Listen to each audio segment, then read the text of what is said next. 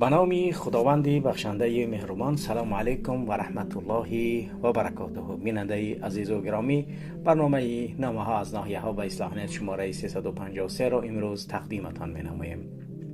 بیننده عزیز گرامی، در نوشتن نامه و ارسال معلوماتی که دارید برای ما کوتاهی نکنید. فعلا من برنامه نامه ها از ناحیه ها 353 را در دست دارم و برنامه 355 نیز آماده به ثبت هست، ولی پس از اون دیگر یکان نامه نرسیده است تا اینکه برای نامه ها 354 56 57 به اون طرف، تو 355 فعلا کامل است. به همون خاطر هر چیزی که دارید شما نویسید تا اینکه روی این کار میکنند خیلی واقعا هم وقت میگذرد. به همون خاطر انتظاری نشر برنامه نباشید که وقتی نامه نوشتید تا برنامه نشر نشد باید شما منتظر باشید. چرا؟ چون برای هر یک برنامه حدود 2-3 روز کار می شود تا اینکه اون برنامه آماده شود.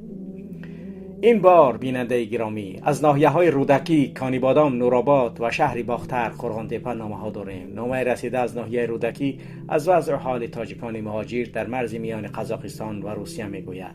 آنجا برای عبور و مرور مرز نوبت می ایستند. مؤلف از آن اظهار نگرانی کرده است که فقط تلفن و شناسنامه های تاجیکی را با فرجه و با حضور تفتیش می کنند. دیگرها مثلا قزاق و قرقیز و ازبک ها زود می گذرند. مؤلف نامه کانیبادام نفری است که سالها پیش هجرت را اختیار نموده و حالا در خزان روسیه به سر میبرد. نویسنده نامه حادثه به واسطه به سر خودش آمده در تاجیکستان را حکایت کرده است. پسرش دانشجوی یکی از دانشگاه‌های روسیه را بر عوض مبلغ کلان از کمیسریت حربی ناحیه میخرد.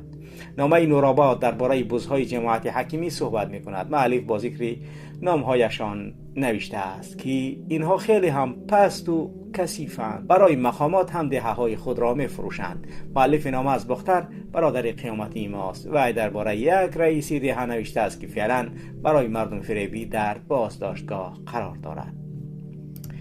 خب بیننده گرامی، بله این است آن چیزی که در این برنامه داریم و امیدواریم در رفت برنامه از همه آن ناحیه هایی که نامه ارسال شده است وضعیت ها را یکی پس دیگر خواهید فهمید. نامه اول از رودکی.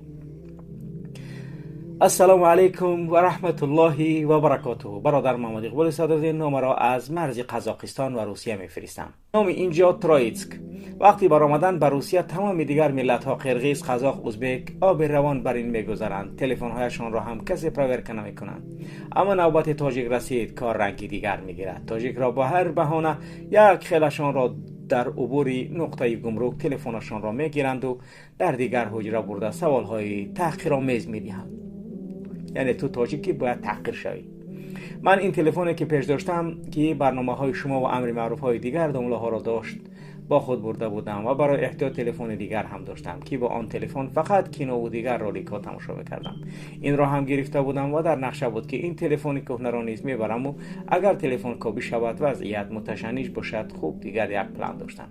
و این تلفن نو را حتی نپرسیدن. پروست آدمی که شکلش شبه انگیز ریش دار است پرابلمشان میکنند.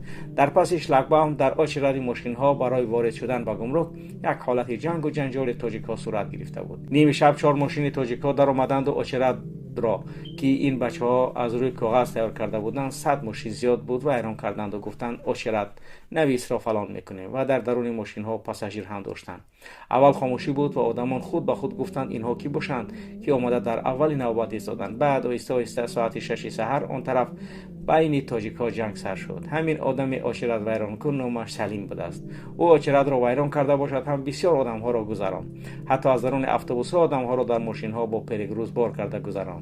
خندش را زند. اول کارش نامعقول بود اما با پرگروز آدم بار کرده مشکلی 100 نفره را آسان کرد. واقعا خدمت کرد.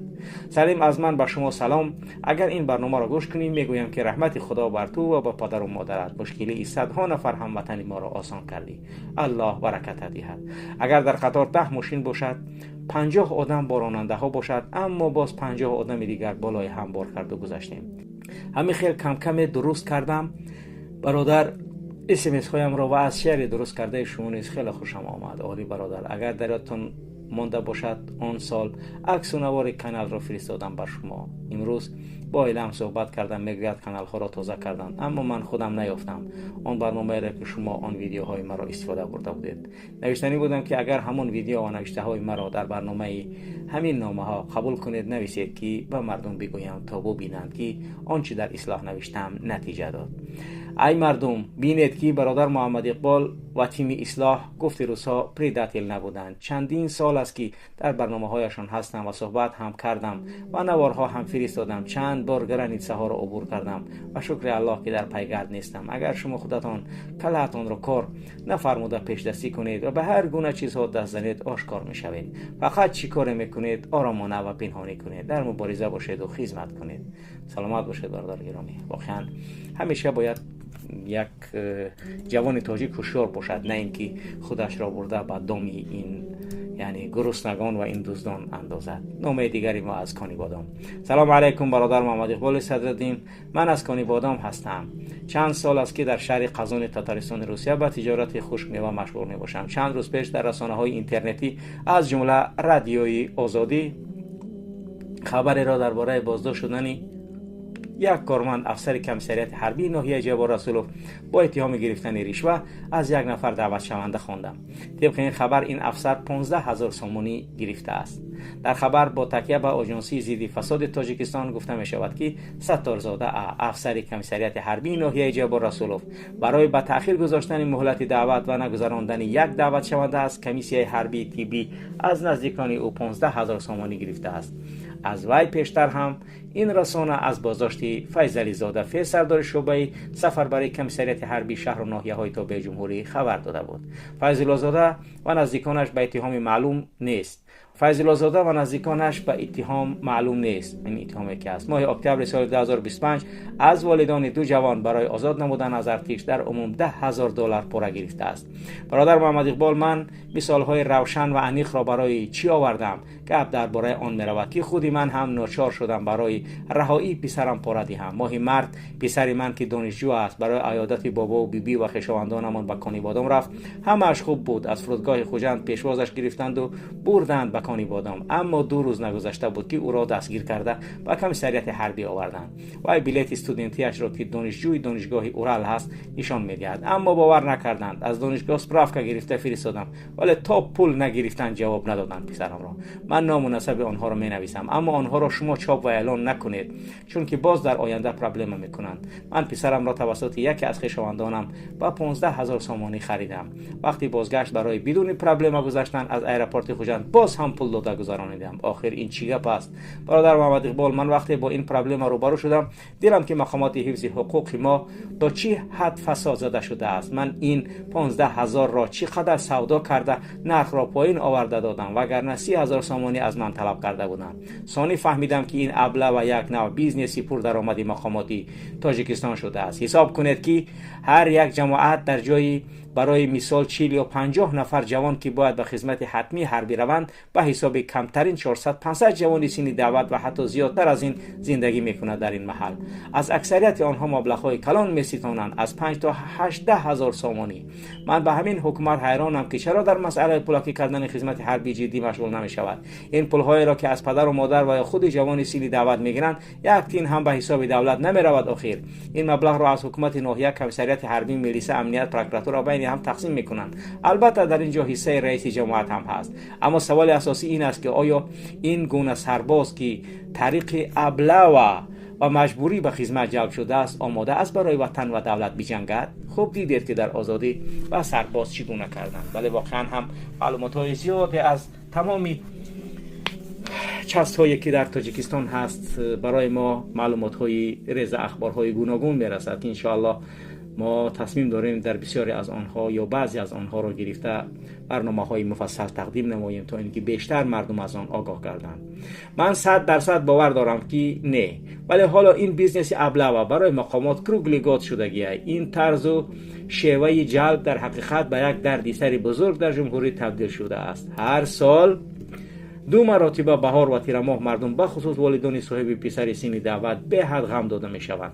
ما از اینجا ایستاده دلمان به نزدیکانمون می سوزد که برخیش ناچار می شود بر عوض پول و پارا پسرش را از خدمت حربی گریزاند، چون که آنها در این ملک غریبی با عذاب و مشقت پول می یابند. واقعا هم این دهشت است، باید حکومت به این دقت دهد. برادر گرامی که از کانی بادام این نامه را نوشتید، البته شما فعلا در روسیه هستید، ولی این را بدانید که این مسئله را بارها گفتیم، این بیزنسی میلیاردی هست.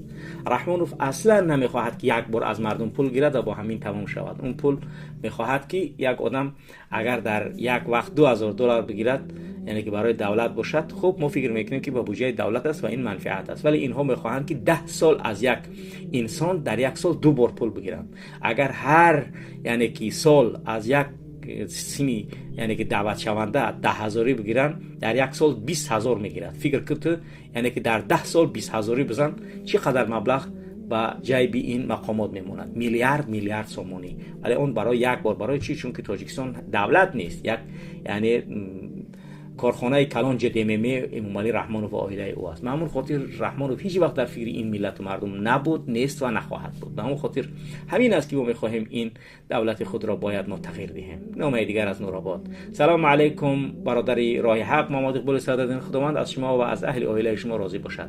ما یک گروه جوانان جماعت حکیمی عرض و شکایتمان را با شما میگوییم. برنامه نامه‌ها از ناحیه‌ها شماره 336 را تماشا کردیم. آنچه که گفته شد همش از جماعت حکیمی برای عبدالرحمن بوز 100% درست است.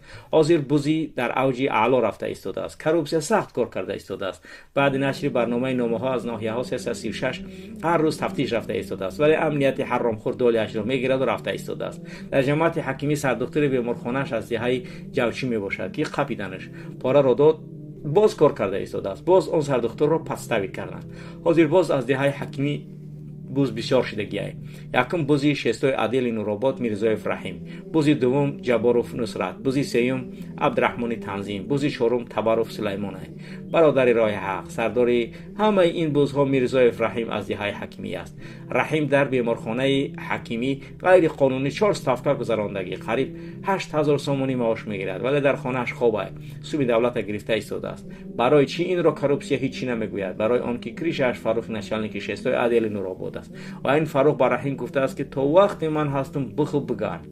همه کاری این بوزها رو مردم میدوند، ولی برادر خلق را ترسان کردگیند. در خشلاق چیزی میشود، بوز یکمش جباروف نصرت در حال میآید میگوید و این میرزا ابراهیم در حال به شستای عادل زنگ میزند و در حال فریاد میکند که و به هر بهانه سوم میکند از مردم. چرا این کروپسیا این رحیمی بوز تفتیش نمیکند؟ تفتیش کنید که چقدر بیمارخانه را خورده ایستاده است. این نصرتی بوز شب و روز همراهش است و از این بوزها استفاده برده ایستاده است. باور کنید که جباروف نصرت حاضر از حساب بوزی خورده ایستاده است با همراهی تبروف سلیمان. اینها دائم روسیه کار میرفتند. از وقتی که بوزی میکنند اینها را کم کم سومشان داده استفاده برده ایستادند. جباروف نصرت را از نش پیش نشالنیکی پومی جماعت حکیمی بود. نامش مرادعلی از نورآباد. چند وقت برای وی بوزی میکرد، اما این مرادعلی بوزی را نقض نمیبیند. برای همین گشته بر رحیمی بوز چسباند. برادر راه حق خلق کمبغل خیلی هم در عذاب است، ولی دلیاب نمیشوند که آوازشان را بلند کنند. صد افسوس که حالا در این جماعت حکیمی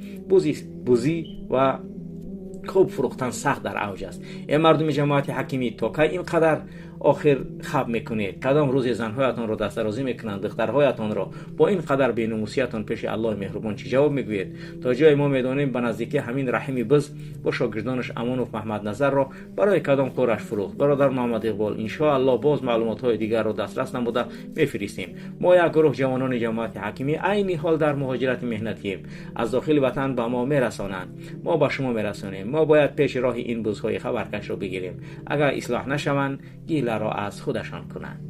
نامه دیگری ما از باختر یا قرغانتپه. سلام علیکم برادر قیامتی، محمد اقبال سعادت‌دین. این باز هم من هستم. سلام از دل و جان به مادر عزیز برسانید ان شاء الله. برادر گرامی، از جاگهی بیماری هم خسته باز به شما درد ملت رو میگویم. چه خیلی شما میدونید من فعلا در وحش زندگی میکنم، تاکسی کار میکنم. حالا برایتان یک حکایت جالبی را نقل میکنم که همین چند روزی پیش با من روی داد. یک روز مرا زکس دادن از وحش به سوی قرغان تپه. یک مرد موسفید با ایله 6 تن ما برابر آمدیم. موسفید گپ را خودش سر کرد و گفت که از همسایه قشلاق ما یک رئیسی قشلاق را قپیده رس کردند.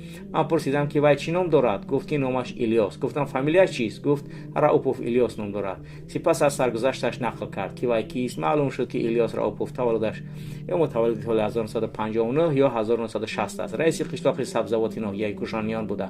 جای کار جماعتی 100 نسل خاص قشلاق امانی کلوش بوده است. پدرش عماد نام دارد. در جنگ 92 وی را پرانده سنگ بسته در دریا پرتافتند. پدرش موسفید بود. دادرش از خدمت آمده بود، اهل دین نام داشت. وی را هم کشتند. اکاش سراجدین نام داشت، رئیس بود. وی را نیز کشتند ولی مرده اشان را نیافتند. بسیار مرد خیرخواه بوده است، گفت موسفید. مادرش 3 سال پیش از دنیا گذشت، خدا رحمتش کند، گفت موسفید.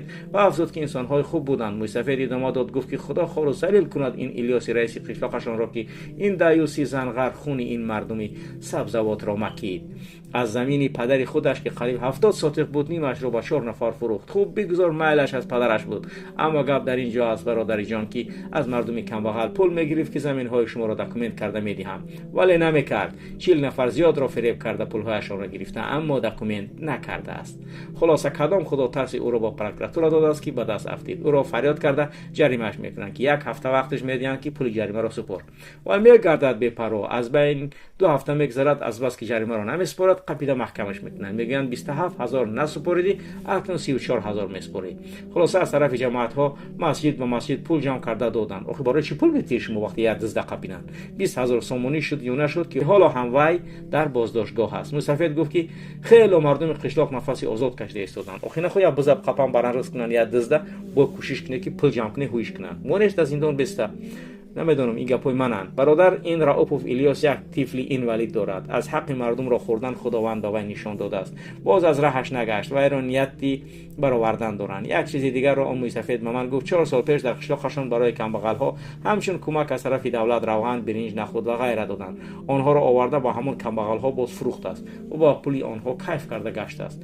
از بالا فریاد کرده گفتنش که بیا کو پول تقسیم کنیم. مسئله چی بود؟ این گفته است که پول ما را از خود کردگی. امنیتی ها آورده همون قدر میزننش که 1 هفته نتوانست از خانه بیرون برایه. برادر مردم قشلاقشان شکر میکنند که نو از این راوپوف الیاسی بدبخت خلاص شدیم. برادر قیمتی محمد اقبال باز یک چیز دیگر را میخواهم بگویم. حاضر در طرف بخش کارکنان برق پول کار کرده ایستادند. از پشت خانه آمده شاچی که بسیاریش در پشت خانه ای طرف راه دروازه و از پشت پلمبا شاچی را میکنند و بعد فریاد میکنند که کو بیا پول برق حساب کنیم چند سون شده است. وقتی با پیش میای میگه که واه این پلمبا را چیدا کنده باز ما کو زنگ بزنم ای بالا بیاین تو باز برق میدزی گفته تهدید میکنند. بعد میگوید که 12000 سومونی جریمهش میشود که خای کم بغلی 8000 بتیمه همش تو خوزی توغری میکنیم یگون کس نمیفهمه. خلاصه 4500 کم بغل میکنن میگیرن بعد میروند. در حالتی که 200 سومون کورکاس نکاست. یک رفیق مرا همین خیل کردند. با خدا قسم 5000 داد بعد جانش خلاص کرد. مردم هوشیار باشید. و وقت موسفید را برده با جای در کاریش رساندم گفت که راوپوف الیاس را 15 یا 18 رمضان بود برده محکمش کردن. حالا هم در بازداشتگاه است. برادر محمد اقبال در آخر گفتنی هم که خداوند زبان شما را برا گرداند و مادر عزیزی مرا دستشان را از تن من بوسه کنید. سلامت باشید برادر گرامی، حتما ان شاء الله.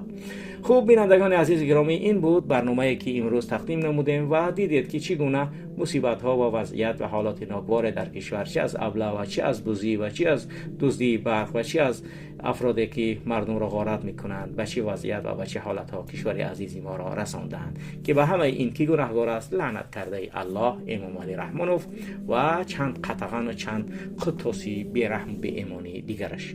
خوب بیننده عزیز گرامی، در نوشتن نامه و معلومات هایی دارید به اصلاح نویسید. امیدواریم که ان شاء الله ما و شما از این مشکلی ها با هم خواهیم برآمد.